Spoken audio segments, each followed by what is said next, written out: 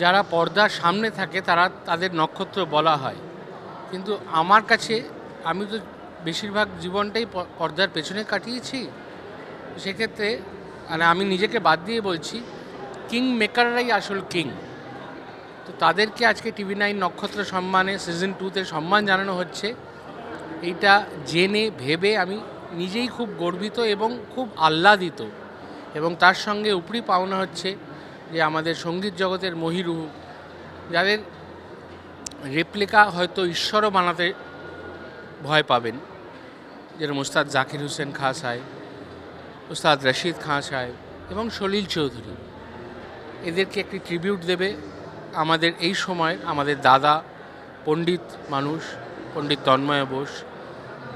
এবং এই অনুষ্ঠানে এসে আমি যেটা খুঁজে পাচ্ছি, আমাদের ভারতবর্ষের যেটা মানে শাশ্বত, যেটা আমাদের যে কালচার ব্লেন্ডেড উইথ মডার্নিজম, সেই জায়গাটা এবং সেই সব মানুষকে স্বীকৃতি দেওয়া, যাদের স্বীকৃতিটা বোধহয় অনেক আগে পাওনা ছিল, কিন্তু বেটার লেট দ্যান নেভার।